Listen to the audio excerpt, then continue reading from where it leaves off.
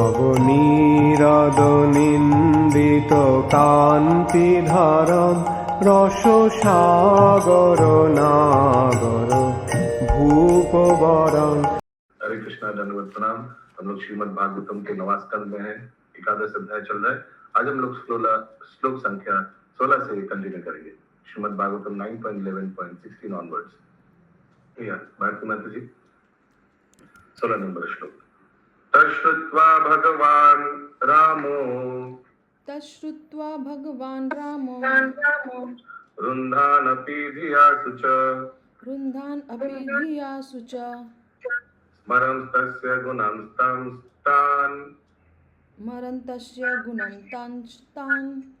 नाशक्नोत् रोधुम् ईश्वर। Yes, Nirmala Nirmali माता जी, 13, 15, 10 3 बजे 10 minute पे आप वो सेवा कर सकते हैं। 13, 10, ठीक है।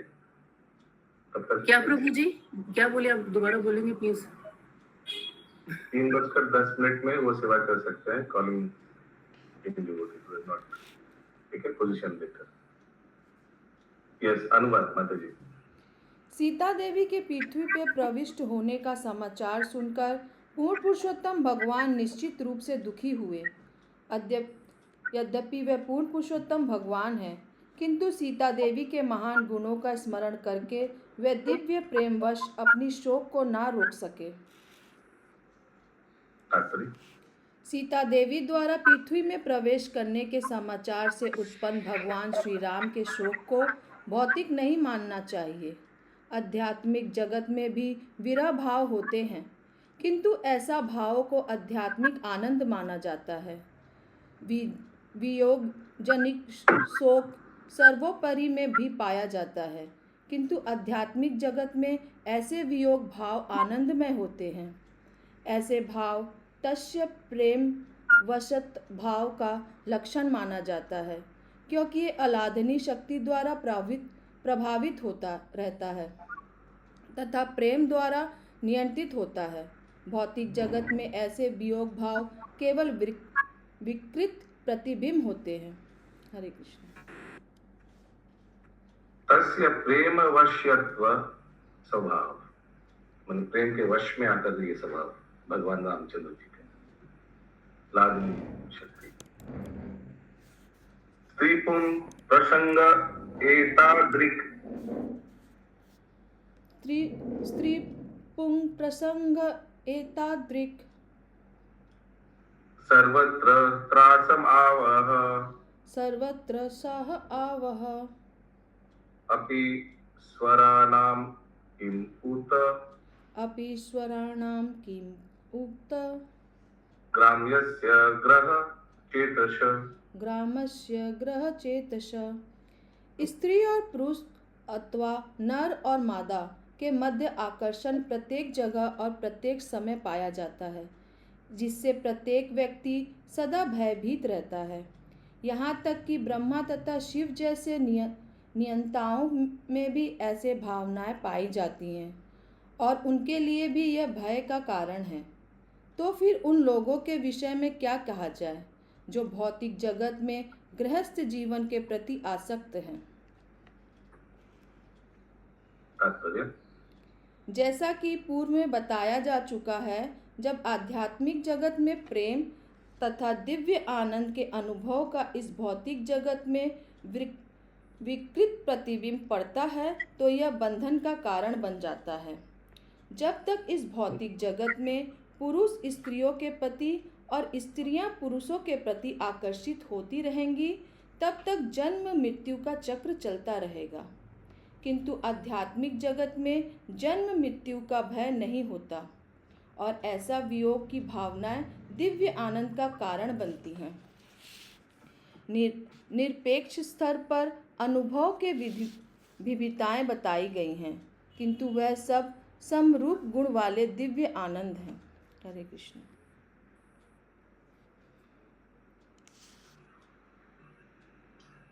तथा ऊर्ध्वं ब्रह्मचार्यं, तथा ऊर्ध्वं ब्रह्मचार्यं। यस, वेदगामिनी राधारानी माता जी। हरे कृष्ण प्रभु, सादर प्रणाम। प्रभु जी, ये निरपेक्ष स्तर पर अनुभवों में विविधता पाई जाती है, इसका क्या मतलब है? फिर से पूरा सेंटेंस पढ़िए। निरपेक्ष स्तर पर अनुभवों में विविधता पाई जाती है, किंतु वे सेंटेंस। अच्छा एक किंतु आध्यात्मिक जगत में जन्म मृत्यु का भय नहीं होता और ऐसी वियोग की भावनाएं दिव्य आनंद का कारण बनती है। निरपेक्ष स्तर पर अनुभवों में विविधता पाई जाती है, किंतु वे निरपेक्ष स्तर पर माने निरपेक्ष स्तर कहाँ है? भगवत धाम में। ठीक है, फिर क्या लिखा है? निरपेक्ष स्तर पर अनुभवों में विविधता पाई जाती है। हाँ, इन- अनुभव में, फीलिंग में वैरायटी पाया जाता है।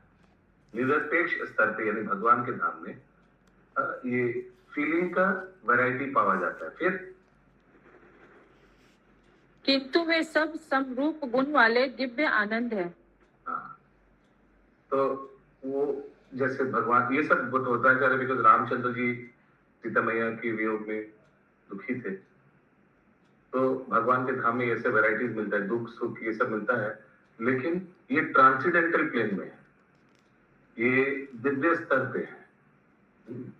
कोई बोल सकता है डुअलिटीज तो यही है जब जगत में, वहां क्यों डुअलिटीज है?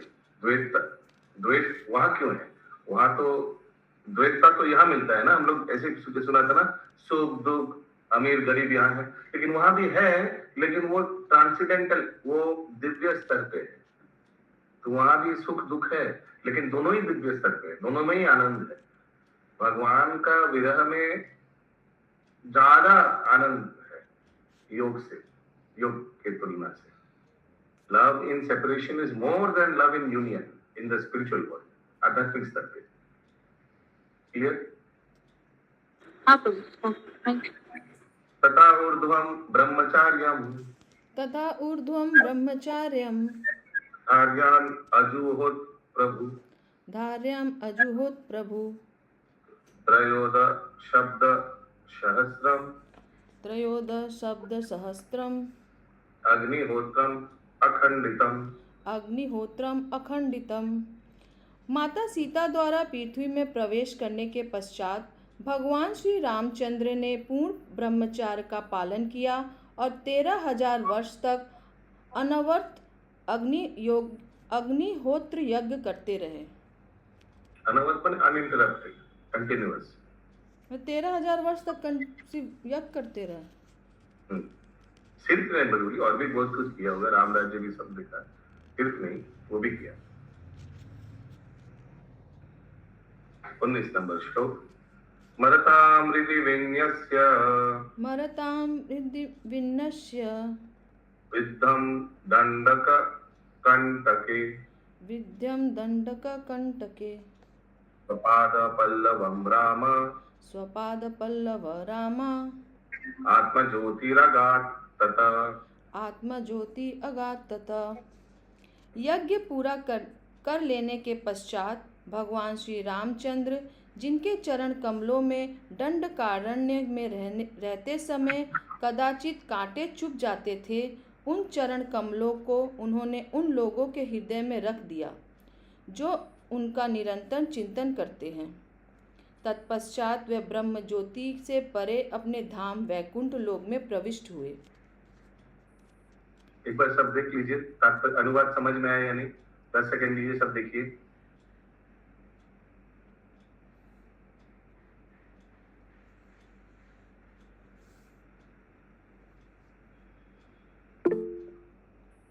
हाँ बोलिए। प्रभु अनुवाद नहीं समझ में आया। क्या चीज समझ नहीं आया वो बताना पड़ेगा। ये पढ़े। हाँ पढ़िए। यज्ञ पूरा कर लेने के पश्चात भगवान श्री रामचंद्र, जिनके चरण कमलों में दंडकारण्य में रहते समय कदाचित कांटे चुभ जाते थे, रुक जाइए, चरण अभी तक समझ में आया? हाँ यहाँ तक समझ में आ गया। अच्छा आगे। उन चरण कमलों को उन्होंने उन लोगों के हृदयों में रख दिया जो उनका निरंतर चिंतन करते हैं। तो ये यही नहीं समझ में आया। उन चरण कमलों को उन्होंने उन लोगों के हृदय में रख दिया तो ये क्या कांटे वाले चरण रखती है? नहीं, इसको इस तरह से लीजिए कि जो भगवान के बहुत प्रिय था, तो उन लोग इसका बहुत इसका मैंने भगवान के चरणों में कांटे लग गया, इतना साल दंडकारण्य में उन्होंने बिताया, तो देवर मोर मूव्ड, उन लोग को बहुत इससे प्रभावित हुआ, मैंने उन लोग को इससे बहुत affected, I don't know what is the word, they were affected by this. बाकी लोगों को क्या फर्क पड़ता है, लेकिन जो भगवान के भक्त हैं, जो भगवान को हृदय में रखता है, उन लोगों के हृदय में ये चरण लग गया, यानी ये जो भगवान के इंटरनल ये जो पेन है, वियोग है, उन लोग अनुभव करें। मतलब भगवान के दुखी में वो भी दुखी होगा भगवान के दुख से। ठीक, यस, बोलिए माता। हरे कृष्ण प्रभु जी, लास्ट लाइन नहीं समझ में आया। तत्पश्चात वे ब्रह्म ज्योति से परे अपने धाम वैकुंठ लोक में प्रविष्ट हुए, मतलब वो भगवान का धाम कहाँ है? भगवान रामचंद्र जी का धाम क्या क्या नाम है? वो तो वैकुंठ लोक है, लेकिन वो मतलब वैकुंठ लोक नहीं है। भगवान रामचंद्र जी का धाम का क्या नाम है? साकेत धाम। साकेत धाम। हाँ। तो ये साकेत धाम वैकुंठ ब्रह्मज्योति के ऊपर, वैकुंठ के भी ऊपर एकदम टॉप मोस्ट है ना, अयोध्या या साकेत धाम। तो ये जो लाइन है तत्पश्चात ब्रह्म ज्योति से परे, मतलब किसके लिए बोला जा रहा है? रामचंद्र जी के लिए चले गए वहां। अच्छा, समझ लीजिए। लीला समाप्त करके 8 बजे। श्री भगवान के चरण कमल सदैव ही भक्तों द्वारा ध्यान करने योग्य है। जब भगवान श्री रामचंद्र दंडकारण्य के जंगल में भ्रमण करते थे तो कभी कभी उनके चरण कमलों में कांटे चुभ जाया करते थे। भक्तगण इसे सोचकर मूर्छित हो जाते थे। श्री भगवान को इस भौतिक जगत में किसी कार्य या प्रतिकार्य से किसी प्रकार की पीड़ा या हर्ष का अनुभव नहीं होता, किंतु भक्त श्री भगवान के चरण कमलों में एक कांटे का चुभना भी नहीं सहन कर सकते। गोपियों का भी ऐसा ही भाव था। जब वे भगवान श्री कृष्ण के विषय में सोचती थी कि जंगल में भ्रमण करते हुए भगवान श्री कृष्ण के पाँव में कंकड़ या बालू के कण चुभते होंगे, भक्तों के हृदय में यह पीड़ा क्रमी ज्ञानी या योगी जन नहीं समझ सकते। जिन भक्तों के यह सोचना भी सहन नहीं था कि श्री भगवान के चरण कमलों में एक कांटा भी चुभे, उन्हें श्री भगवान के तिरोधान के बारे में सोचने से उत्पन्न वेदना सहन करनी पड़ी, क्योंकि श्री भगवान को इस भौतिक जगत में अपनी लीलाएं समाप्त करके अपने धाम वापस लौटना पड़ा। आत्म ज्योति शब्द महत्वपूर्ण है। ब्रह्म ज्योति जिसकी प्रशंसा ज्ञानी या एकाश्वरवादी दार्शनिक करते हैं, जो मुक्ति हेतु उनमें प्रवेश करना चाहते हैं, वह श्री भगवान के शरीर की किरणों के अतिरिक्त और कुछ भी नहीं है। तो समझ में आया? ये आत्मा ज्योति, शरीर आत्मा, भगवान का ज्योति, भगवान का शरीर से जो ज्योति निकला हुआ है, उनको कौन कौन ज्ञानी लोग और मोनिस्टिक फिलोसफी, मोनिस्टिक माने एकात्म, भगवान में विलीन होना है ना, उन लोग उसका ध्यान करता है, भगवान के ब्रह्म ज्योति में विलीन हो जाएंगे। क्लियर है? और ब्रह्म संहिता में कौन सा श्लोक है इसके प्रसंगित? बोलिए। यस्य प्रभा प्रवतो जगदंड कोटि शेष वसुधा विभूति भिन्नम तद्ब्रह्म निष्कलम कलमते शेषभूता गोविंदम आदि पुरुषम तमहम भजामि। मैं उन आदि भगवान गोविंद की पूजा करता हूँ जो महान शक्ति से युक्त हैं। उनके दिव्य स्वरूप का प्रखर तेज निर्विशेष ब्रह्म है, जो परम पूर्ण तथा असीम है और जो करोड़ों ब्रह्मांडों में असंख्य लोगों के रूप में उनके विविध ऐश्वर्य सहित प्रदर्शित होते हैं। ब्रह्म संहिता 5.40। ब्रह्म ज्योति आध्यात्मिक जगत की शुरुआत है और इसके परे वैकुंठ लोक है। दूसरे शब्दों में ब्रह्म ज्योति वैकुंठ लोगों के समझ में आया ना? ब्रह्म ज्योति आध्यात्मिक जगत की शुरुआत है और उसके परे ब्रह्म वैकुंठ। सबको मालूम है ना? ये वो चार्ट याद आ रहा है ना, व्हाइट वाला पोर्शन? तो ब्रह्म ज्योति भी भगवान का धाम ही है। आगे। दूसरे शब्दों में ब्रह्म ज्योति वैकुंठ लोकों के बाहर बाहर रहती है। इसी प्रकार सूर्य का प्रकाश सूर्य से बाहर रहता है। सूर्य में प्रवेश करने हेतु सूर्य के प्रकाश को पार करके जाना होगा। इसी प्रकार जब भगवान या उनके भक्त वैकुंठ लोक में जाते हैं तो उन्हें ब्रह्म ज्योति पार करके जाना होता है। ज्ञानी या एकश्ववादी दार्शनिक निरंकार ब्रह्म की आराधना करने के कारण वैकुंठ लोक में प्रवेश नहीं कर सकते। यहाँ तक कि वह सदा के लिए वह ब्रह्म ज्योति में रुके भी नहीं रह सके। इस प्रकार कुछ समय के पश्चात वह पुनः इस भौतिक जगत में आ गिरते हैं। तीन करके ले आरोह्य कृच्छ्रेण परम पदम तथा पतन्तदो अनद्रिता युष्मात् अंगाय। श्रीमद् भागवतम स्कंद 10 अध्याय 2 श्लोक संख्या 32। वैकुंठ लोक ब्रह्म ज्योति से घिरे हैं और इसलिए जब तक कोई शुद्ध भक्त ना हो वह ठीक से नहीं समझ सकता कि वैकुंठ है क्या।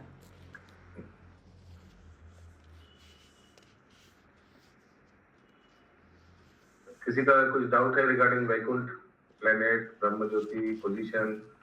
अगला श्लोक 20। नेदम यशो रघुपते सुरयन् नयत एदम यश रघुपते सुरे लीला तनोर अधिक सम्य विमुक्त धामना लीला तनो अधिक समय मुक्त धाम रक्षो वधो जलधि बंधनम अस्त्र पुगे रक्षो वधम जलधि बंधनम अस्तपुंगे किं तस्य शत्रुहनने कपय सहाय किम तस्य शत्रुहनन कंपेय सहाय। विभिन्न लीलाओं में सदैव संलग्न दिव्य देहधारी भगवान श्री रामचंद्र का वास्तविक यश इसमें नहीं है कि उन्होंने देवताओं के आग्रह पर बाणों की वर्षा करके रावण का वध किया और समुद्र पर सेतु का निर्माण किया। ना तो कोई भगवान श्री रामचंद्र के तुल्य है, ना उनके श्रेयस्कर। अतएव उन्हें रावण पर विजय प्राप्त करने में वानरों की कोई सहायता लेने की आवश्यकता नहीं थी।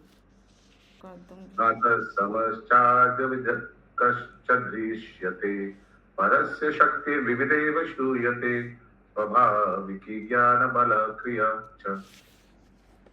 श्री भगवान को कुछ भी करने की जरूरत नहीं है और ना ही कोई उनके बराबर या उनके श्रेयस्कर है, क्योंकि उनके विविध शक्तियों द्वारा ही सब कुछ सहज भाव से और व्यवस्थित रूप से हो जाता है। श्री भगवान को कुछ भी नहीं करना होता, ना तस्य कार्य करणम च विद्यते। वे जो भी करते हैं वह उनकी लीला है। श्री भगवान को किसी के अधीन रहकर कुछ भी कार्य करने की जरूरत नहीं है, फिर भी वह अपने भक्तों की रक्षा करने अथवा अपने शत्रुओं का वध करने हेतु प्रकट होते हैं। निसंदेह श्री भगवान का कोई शत्रु नहीं हो सकता, क्योंकि उनसे अधिक शक्तिशाली कौन हो सकता है। अतएव किसी को उनके शत्रु होने का प्रश्न ही नहीं उठता। किंतु जब श्री भगवान को लीलाओं का आनंद लेना होता है तो वे इस भौतिक जगत में अवतरित होते हैं और मनुष्यों की भांति कर्म करते हैं और इस प्रकार अपने भक्तों को प्रसन्न करने हेतु अद्भुत महिमामय कार्य करते हैं।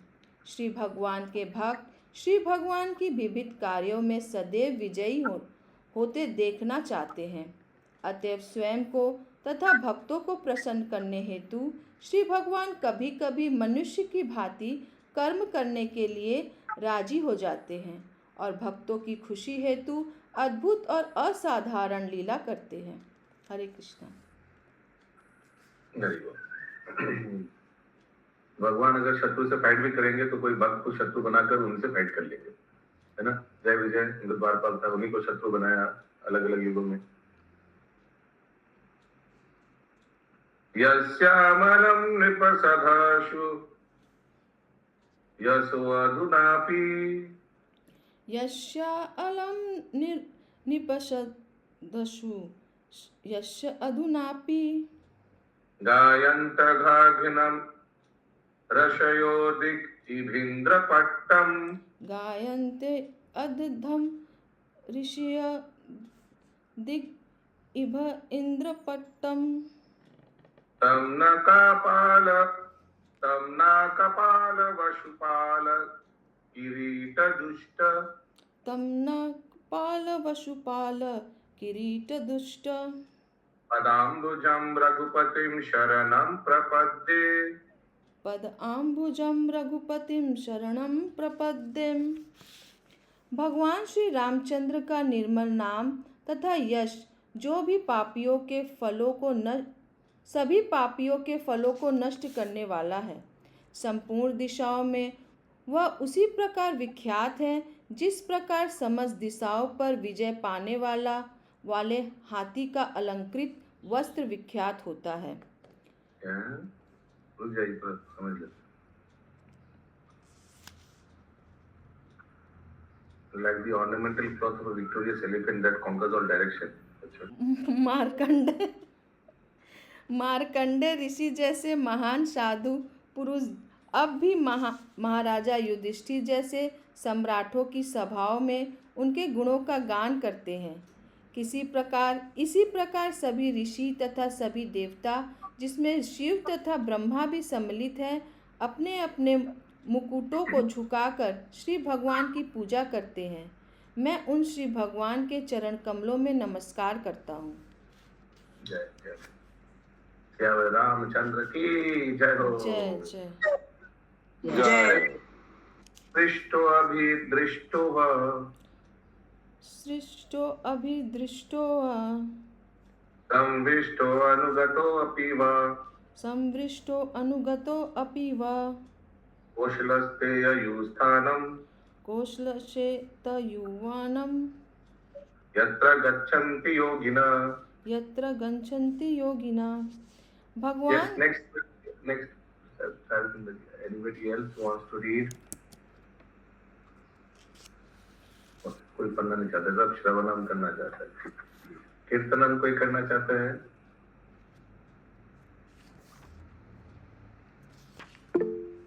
हाँ बोलिए। हरे कृष्ण बोल।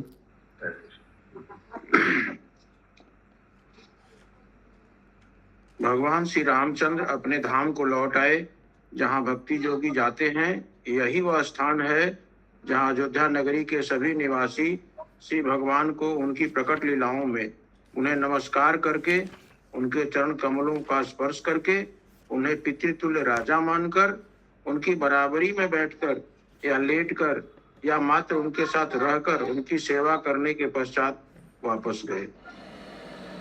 एक बार अनुवाद देख लीजिए, समझ में आया सबको? सब पढ़िए अनुवाद अपने आप। तात्पर्य भगवान श्री रामचंद्र अपने धाम को लौट आए जहाँ भक्ति योगी जाते हैं। नहीं, आपको तात्पर्य पढ़िए। अच्छा, तात्पर्य श्री भगवान श्रीमद् भागवत गीता 4.9 में कहते हैं, जन्म कर्म च मे दिव्यम एवं यो वेत्ति तत्त्वतः त्यक्त्वा देहं पुनर्जन्म नैति मामेति सो अर्जुन। जो मेरे प्राकट्य तथा कार्यकलापों की दिव्य प्रकृति को जानता है वह इस शरीर को त्यागने के पश्चात इस भौतिक जगत में फिर से जन्म नहीं लेता, अपितु हे अर्जुन वह मेरे सनातन धाम को प्राप्त करता है। यहाँ इसकी पुष्टि हुई है। अयोध्या नगरी के सभी निवासी जिन्होंने प्रजा के रूप में भगवान श्री रामचंद्र का दर्शन किया, दास रूप में उनकी सेवा की, उनके साथ मित्र रूप में बैठे बोले या किसी भी प्रकार उनके शासन काल में उपस्थित थे, वे सभी भगवत धाम वापस गए। जिस भक्त की भक्ति पूर्ण होती है वह इस शरीर को त्याग कर उस विशेष ब्रह्मांड में प्रवेश करता है जहाँ भगवान श्री रामचंद्र या भगवान श्री कृष्ण अपनी लीलाओं में व्यस्त रहते हैं। एक सेकंड, रामायण रामनवमी ड्रामा वाले से रिक्वेस्ट है, ड्रामा वेन्यू पे पहुंच जाए, अभी प्रैक्टिस शुरू होने वाला है। Continue please.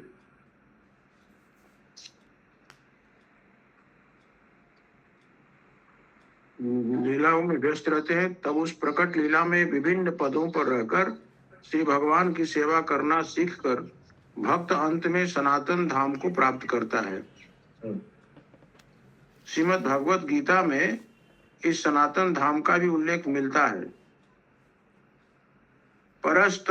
परस्तस्मातु भावोन्यो अव्यक्तो अव्यक्तात् सनातनः। अभी भी ट्यून परस्तमस्तु भावो नहीं, परस्तस्मातु भावोन्यो परस्तस्तमास्तु भावोन्यो अव्यक्तो अव्यक्तात् सनातनः। करेक्ट, यस, बोलिए माता जी। जो श्री मुझे भगवान यहाँ पे है ना कि वह जिस भक्त की भक्ति पूर्ण होती है वह इस शरीर को त्याग कर नहीं, तब उस प्रकट लीला में विभिन्न पदों पर रहकर श्री भगवान की सेवा करना सीखकर भक्त अंत में सनातन धाम को प्राप्त करता है। प्रभु, तो यहाँ पे सेवा करना सीख कर मतलब भक्ति से, प्रभु ये समझ में नहीं आया थोड़ा लाइन। एक्चुअली जैसे लिखा है, then after being trained to serve the Lord in various capacities in that प्रकट लीला, the devotee is finally promoted to सनातन धाम।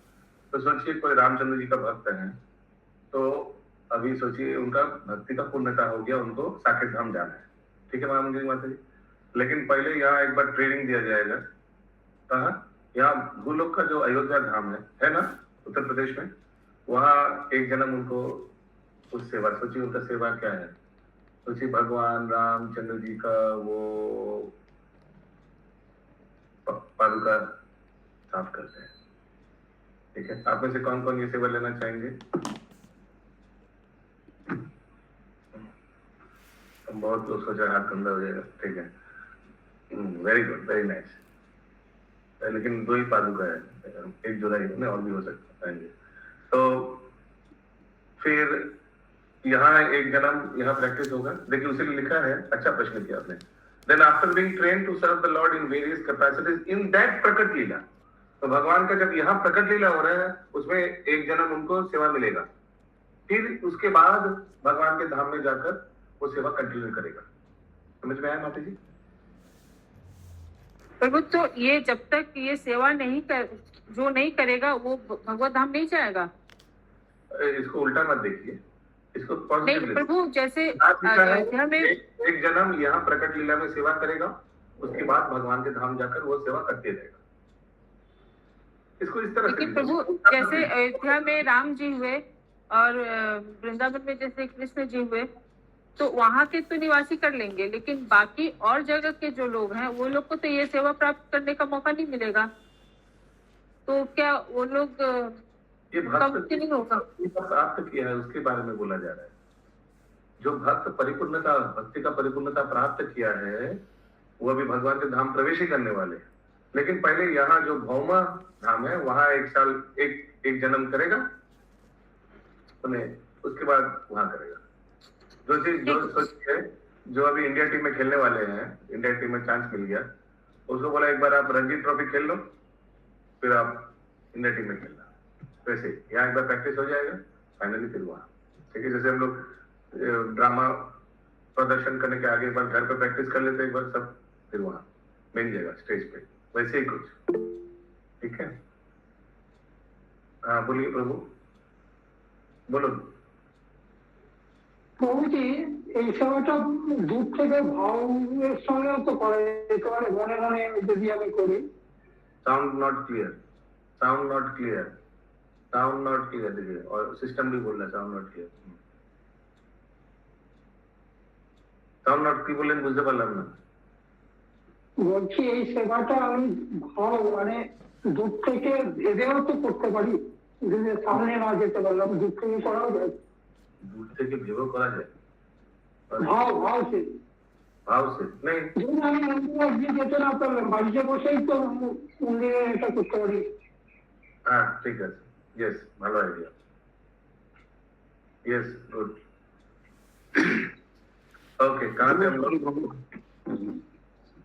हाँ पढ़िए हरे कृष्णा प्रभु जी, एक और क्वेश्चन। हाँ देखो, ये तो जब ये भगवान जब वहाँ प्रकट होंगे यहाँ पे, तो जो लोग सेवा करेंगे भौम वृंदावन में, वो उनका तो समझ में आ गया। लेकिन जैसे अभी भगवान नहीं है, पृथ्वी पे नहीं है, मतलब प्रकट रूप में नहीं है, तो क्या अभी किसी का वो नहीं होगा, मुक्ति नहीं होगा? अद्यपि हो नित्य लीला करे गौरराय कोनो कोनो भाग्यवान देखी बार ठीक है। तो भगवान का नित्य लीला चलते ही आता है हमेशा कंटिन्यूस। अयोध्या में अभी भी भगवान रामचंद्र जी राजपाट कर रहे हैं, राम राज्य चल रहे हैं, ठीक है क्लियर। आगे जो श्री भगवान की नित्य लीलाओं में प्रवेश पा जाता है वह नित्य लीला प्रविष्ट कहलाता है। जैसे जय विष्णु पाप परमहंस परिव्राजकाचार्य अष्टोत्तर शतकों समर्थ नित्य लीला प्रविष्ट ऐसी भक्ति वेदांत स्वामी श्रील प्रभुपाद की जय जय जय। इसका वो ऐसा नहीं कि गर्म काल है वो दूसरी ऐसी बोल रहा है, ऐसी माने हमें चरणामृत। हाँ yes, आगे यह स्पष्ट तौर पर समझने हेतु कि श्री रामचंद्र वापस क्यों गए, यहाँ यह उल्लेख हुआ है कि श्री भगवान उस विशेष स्थान को गए जहाँ भक्ति योगी जाते हैं। निर्विशेषवादी श्रीमद् भागवत के कथन के इस भ्रम में पड़ जाते हैं कि इसका अर्थ यह है कि श्री भगवान अपने ही तेज में प्रविष्ट हुए और आते हुए निराकार हो जाते हैं, किंतु श्री भगवान ब्रह्मज्योति में प्रवेश हो गए। समझ में है ना, अपने तेज में प्रवेश हुए, मैंने ब्रह्मज्योति में भगवान ने प्रवेश किया। आगे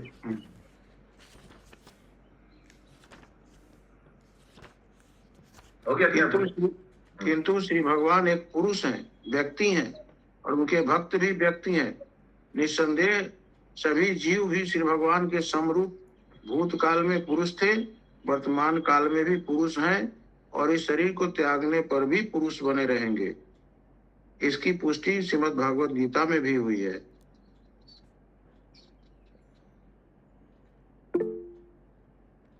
हरे कृष्ण।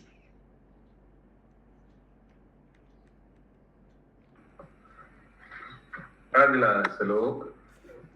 हरे कृष्णा प्रभु जी, प्रश्न इस तात्पर्य के अंत में लिखा है, निस्संदेह सारे जीव भी भगवान के समान भूतकाल में पुरुष थे, वर्तकाल में भी पुरुष हैं, और इस शरीर को त्यागने पर भी पुरुष बने रहेंगे। इसकी पुष्टि भगवत गीता में भी हुई है। तो इधर पुरुष वर्ड क्यों यूज किया गया, मतलब किस सेंस में किया गया? आत्मा के लिए हम लोग पुरुष है, भगवान पुरुषोत्तम है। आत्मा के अच्छा, आत्मा के आत्मा रहेंगे तो भगवान जैसे भगवान का जैसे कोई अनादिर आदिर गोविंदा, वैसे ही जीव भी अनादिर आदिर है, भूलिएगा मत।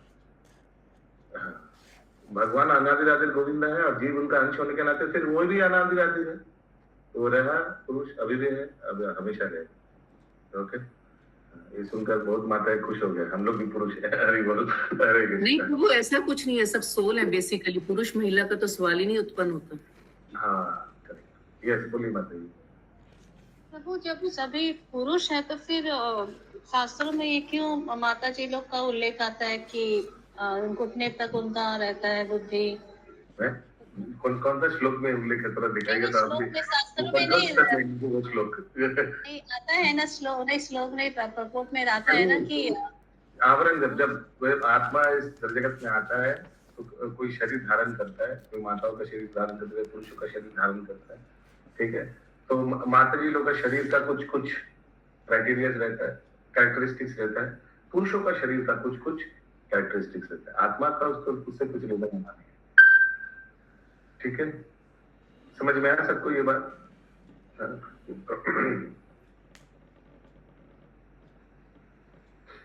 वो श्लोक हमको भेजिएगा, कौन सा श्लोक? वो लोग नहीं था। हाँ, बहुत बार आता है ना, प्रसंग में आता है ना माता जी लोग का बुद्धि के लिए क्या? वो रामायण में आता है, सुंदरकांड के चौपाई में। अच्छा, ओके। यस, ड्रामा टीम का स्टेटस